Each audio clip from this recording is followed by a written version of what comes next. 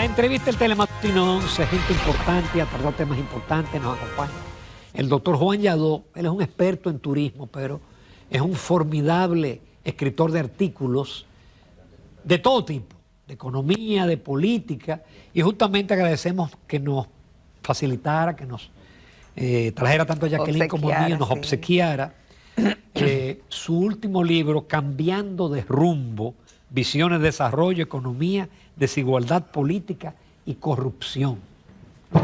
¿Lo tenemos en pantalla? Todavía. No, pues si no, ahora sí, ya. Ahí está. Muchísimas gracias, Juan Yadó. Bienvenido. Buenos días, doctor. Gracias por la invitación. Siempre es un placer estar con ustedes. Exacto, Juan. Vamos a tratar un poco de turismo, pero un poco de otros temas, porque siempre a ti se te ve como sinónimo de turismo. El proyecto de reforma eliminaba las exenciones. Por ahí anda un proyecto que yo mencioné que las elimina, pero mantiene a discreción del Poder Ejecutivo exenciones en ciertos polos. Tu visión de las exenciones a ese sector. Bueno, comencemos por citar el cálculo que hizo el Ministerio de Hacienda sobre lo que ellos le llaman el gasto tributario, que significa que se deja de recaudar X cantidad de recursos como consecuencia de las exenciones. Y el cálculo para este año son 340.000 millones de pesos. De manera que teóricamente, si tú eliminas todas las exenciones, tú no tienes necesidad de hacer reforma fiscal. Pero eso tendría sus bemoles, ¿no? Porque... Pero explique bien ahí, don Juan, ¿cómo entonces se comenzaría a recaudar eso? Si los polos, si están las exenciones y algunos no terminan porque ya le fueron otorgadas, entonces la recaudación, ¿de dónde vendría? No entendí esa parte. No, si tú eliminas todas las exenciones, el gobierno puede hacer lo que propuso para el sector turístico, que fue reconocerle los derechos adquiridos a aquellos a quienes ya se le ha otorgado exenciones en diferentes plazos, 10 años, 15 años. Exactamente. Obviamente que eso permitiría que se siga usufructuando las exenciones por un número de años en un número de sectores. En el caso del sector turístico, el gasto tributario calculado por el Ministerio de Hacienda para este año son 12.600 millones de pesos, que son menos de 200 millones de dólares en realidad. Es decir, que no es algo extraordinario, diría yo, frente a la totalidad de los 340.000 millones globales. Hay que tener en consideración que las exenciones e incentivos fiscales se otorgan como una herramienta de política pública para ayudar al desarrollo de algunos sectores, casi siempre industrias nacientes. El gobierno tiene interés en que X industria se desarrolle lo más pronto posible y deja de cargarle los impuestos para que arranque. En el caso del sector turístico, hace ya aproximadamente 10 años, diría yo, que pudo haberse considerado el sector como maduro, sin necesidad de tener que seguir usufructuando. Pero todos los polos, don Juan, porque polos maduros, como por ejemplo el este, y otros que todavía no están desarrollados, como por ejemplo el sur y el norte, alguna zona del norte, Montecristi, sé yo, por ahí. Entonces, si alguien quisiera hacer un proyecto ahí, estaría compitiendo con sectores que ya se beneficiaron y están maduros. Arrancarían de cero a un pechugón. Entonces... No, yo le añadiría, a lo mejor compitiendo con otros destinos que sí todavía mantienen exenciones. Exactamente. Eso es una muy buena observación. Yo hice una propuesta en uno de mis artículos con relación a las exenciones. Lo primero que concedí fue que a los proyectos que ya están disfrutando de exenciones se le mantenga el reconocimiento de sus derechos adquiridos, que es lo mismo que propuso hacer el gobierno. Pero en segundo término yo propuse que se eliminara el acuerdo de precios anticipados, que no es más que un acuerdo que hizo la Dirección de Impuestos Internos con los hoteleros para calcularle las tarifas cobradas sobre las que se le carga el ITEVIS, porque el ITEVIS no está incluido en las exenciones. Y el impuesto sobre la renta en algunos casos. El impuesto sobre la renta sí, siempre ha estado incluido, pero el ITEVIS no. Entonces, de acuerdo a un analista económico, las tarifas reconocidas por la Dirección de Impuestos Internos representan un 30% de lo que realmente cobra el hotel y en consecuencia hay una recaudación muy baja.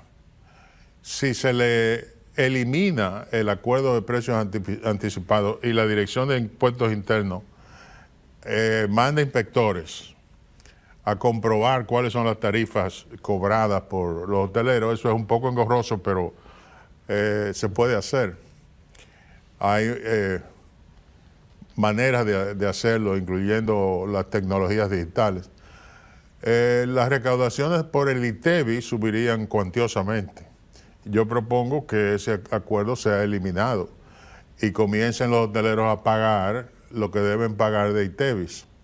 Pero yo también reconozco que el gobierno debe darle incentivos a proyectos nuevos. Proyectos nuevos que estén dirigidos a ciertas latitudes del territorio nacional, como sería Montecristi y Pedernales, por ejemplo, Exacto. pero también Puerto Plata y Samaná. Y a ciertos segmentos del mercado turístico internacional que nos interesa atraer, como por ejemplo el turismo médico, el turismo religioso, el deportivo, etcétera. Es decir, esos son intereses que tiene el país para fortalecer el aprovechamiento de la industria turística. Y en consecuencia se justifica que se le otorguen incentivos, pero por no más de 5 años, sin prórroga. De manera que hay maneras de manejar el asunto. ¿Es suficiente 5 años, don Juan, para un proyecto multimillonario y pegar un polo?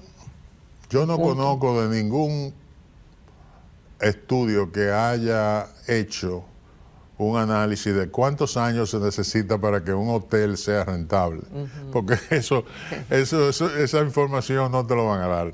Sí. Pero, por ejemplo, siempre 15 años es demasiado. pero el primer hotel de Bávaro, que fue el Dominican Beach Resort de los hoteles de Barceló, hubo una publicación española que decía que recuperaron totalmente su inversión en los primeros 3 años. Oh, Dios. Bueno. Y actualmente la industria está disfrutando,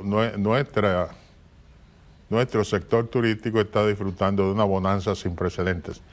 Yo creo que este año es histórico en términos de la bonanza que acusa el sector, que en cierta medida es justa porque representa una recuperación de las pérdidas por el COVID.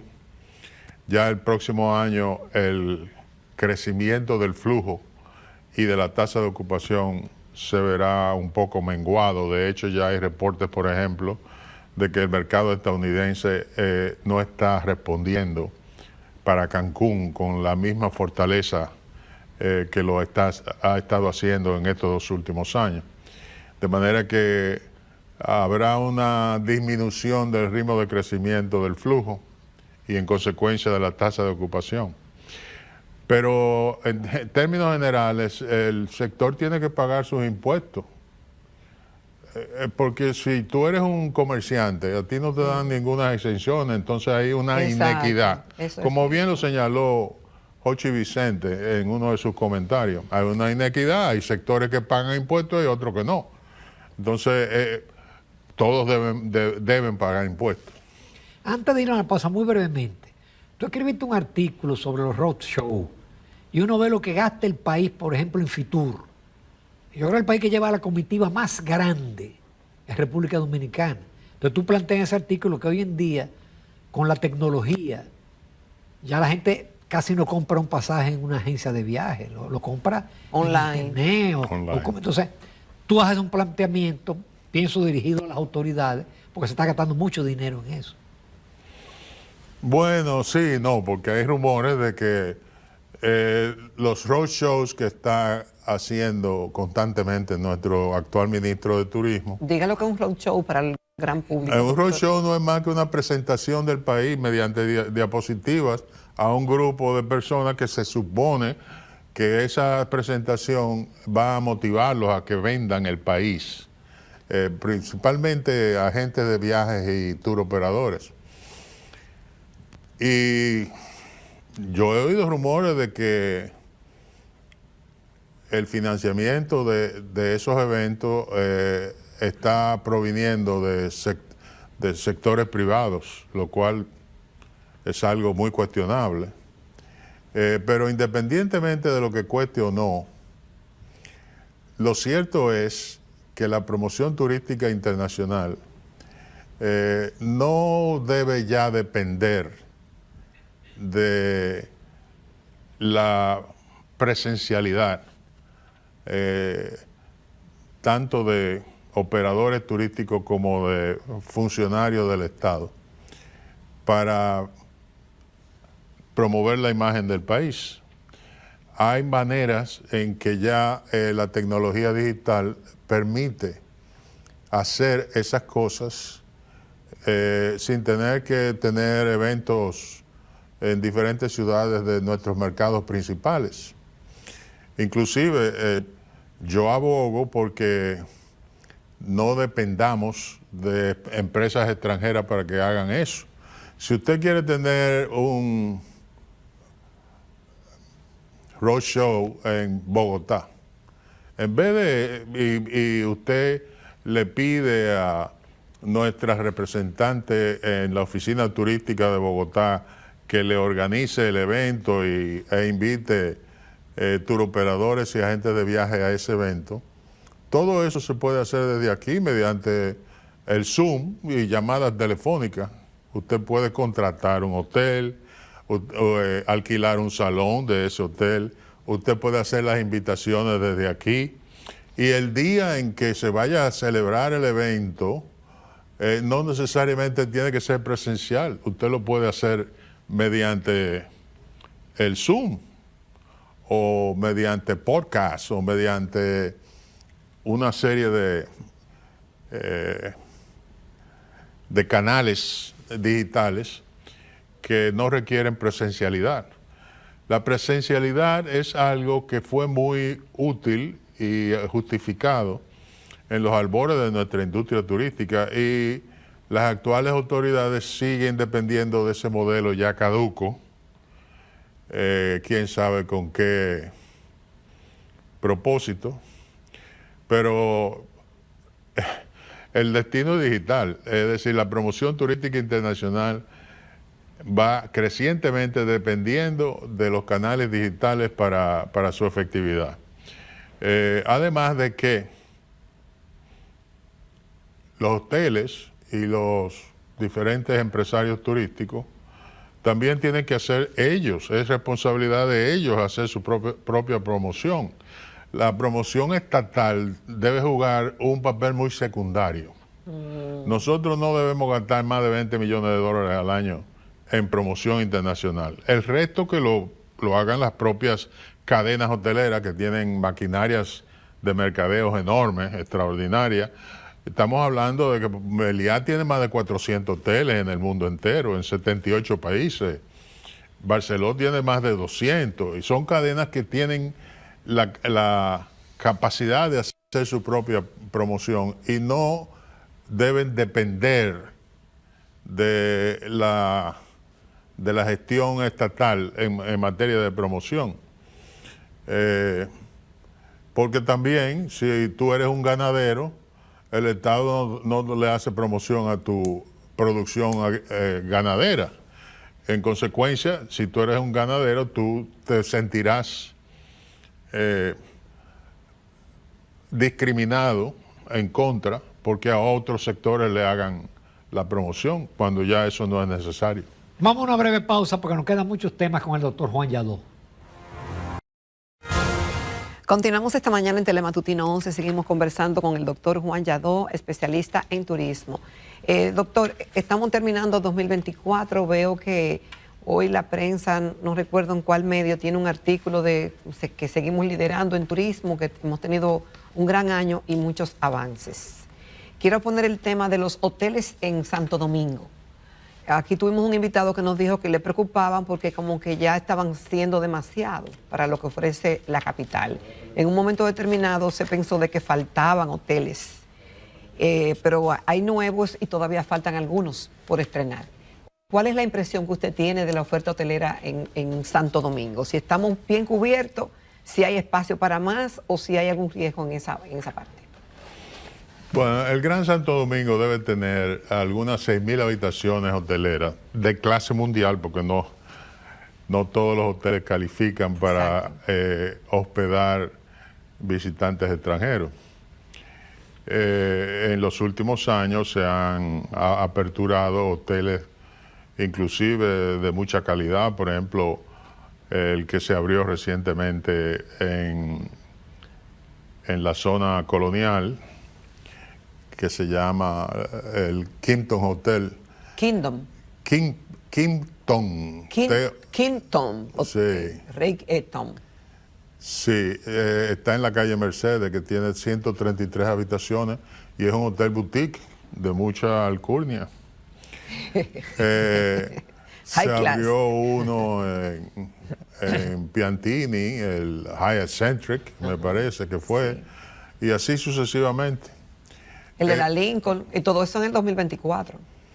Sí, es decir que... pero eso es un asunto que el mercado lo regula, es cuestión de oferta y demanda. Si hay demasiado, pues los inversionistas tomarán nota y no seguirán haciendo inversiones. Pero a mí me parece que, de todas maneras, la localidad es no muy propicia para la inversión hotelera, porque cuando en Bávaro, Punta Cana y Valladolid, por ejemplo, la tasa de ocupación es 80%, aquí es 65%, la tasa promedio. De manera que el que invierta tiene que tomar eso muy en consideración. Aparentemente, con el crecimiento de la economía y de la actividad económica, los inversores han visto posible rentabilizar sus inversiones en el sector hotelero y de ahí que hayan surgido varios hoteles, pero los varios que han surgido en los últimos 3 años no llegan a 1.000 habitaciones. Pero vuelvo y repito, es decir, eso es cuestión del mercado. Si el mercado te pide más, pues hay posibilidades de rentabilidad. Si no, pues no habrá más hoteles. Juan Yadó, recientemente tú publicaste un artículo que más bien parecía como una carta dirigida al presidente, porque tú le recomendabas una serie de cosas en relación a la reforma fiscal y a otros tópicos. Sí, mira, yo creo que no ha habido suficiente atención al hecho de que estamos en el umbral de una transición política delicada, porque el haber renunciado a una repostulación en el 2028 por parte del presidente Abinader introduce una serie de desafíos para nuestra estabilidad política. No es que sean graves, pero sí merecen atención para que no se desarbolee el avispero político. Es decir, el presidente Abinader tiene el desafío, primero, de él tratar de dejar un extraordinario legado político para la historia. Y ya tiene uno con lo del blindaje y el no repostularse. Sí, pero lo importante no es cómo se comienza, sino cómo se termina. Faltan 3 años y medio todavía para que él agote el periodo actual. Entonces, en esos 3 años y medio, él tiene que cuidarse de no perder estrepitosamente la popularidad que tiene. Lo de la reforma fiscal fue un sacudión que debe ponerlo en alerta de que hay ejecutorias que pueden hacerle perder su popularidad y su imagen, y puede dañar su imagen ante la posteridad. Pero además de eso, él tiene el desafío de que las posibilidades electorales de su partido no se erosionen con las medidas que el gobierno pueda tomar en los próximos años. Y esa es una situación delicada. Yo creo firmemente que el presidente no va a echar para atrás. Es decir, aquello de que decir que yo no voy para después ir, no creo que en esta ocasión vaya a suceder. Yo le tomo la palabra al presidente y creo que ciertamente su carrera presidencial termina en agosto del 28. Pero vuelvo y te repito, él tiene que cuidar su gerencia política para que no se deteriore su imagen y para que las posibilidades electorales de su partido conserven visos de viabilidad y que un candidato de su partido pueda competir ventajosamente en la contienda del 2028. Entonces, yo pienso que se necesita, frente al fracaso de la reforma fiscal, una nueva estrategia política. Y yo me atreví, como un lego analista político, a sugerir una nueva estrategia basada en 3 pilares fundamentales: la dolarización de la economía, la venta de algunos activos estatales como el Banco de Reserva, las EDES, Punta Catalina, los hoteles del Estado. Te van a decir neoliberal. Bueno, eso está pendiente. Nosotros tenemos que hacer esa venta porque no. ¿Por qué tiene el Estado que tener un banco comercial? Eso es totalmente caduco. Y así lo ha señalado el Fondo Monetario en varias ocasiones. Entonces, la tercera pata de la nueva estrategia podría ser un préstamo a Naciones Unidas de $1.000 millones para que con ese dinero se financie la estadía de la Fuerza de Paz de Naciones Unidas en Haití. Porque si esa Fuerza de Paz logra estabilizar políticamente Haití y hay seguridad ciudadana en Haití, eso repercute enormemente en nuestro favor. Y $1.000 millones nosotros podríamos hacerlo como un préstamo concesional al mismo gobierno haitiano o a Kenia para que mande los otros 600 efectivos que se necesitan para completar los 1.000 efectivos que prometió. Eso es una medida que repercute a favor nuestro. En la medida en que Haití se estabilice, en esa misma medida nosotros nos beneficiamos. Estuve viendo hoy que las exportaciones a Haití han caído a $660 millones, cuando habían llegado a $1.400 millones. Y todo eso es consecuencia de la inestabilidad política y de nuestra hermana nación. De manera que a nosotros es de alto interés nacional que Haití se estabilice y que haya seguridad ciudadana en Haití. Eso podría ser una estrategia que sea considerada muy atrevida, muy ambiciosa, pero el punto es que el presidente y el gobierno deben reconfigurar su estrategia política tomando en consideración esas condiciones existentes de que estamos en una transición delicada, especialmente del presidente Abinader y de su partido. Juan Yadó, muchísimas gracias. Tú eres buen analista en todas las áreas, además de turismo. Ese artículo fue muy bueno. Gracias. Te agradecemos mucho tu participación. Nos vamos a comerciales. En el próximo segmento vamos a conversar con el doctor Luis Vázquez Comarazami. Él es jefe del Departamento de Imágenes del Centro de Medicina Avanzada, doctor Abel González.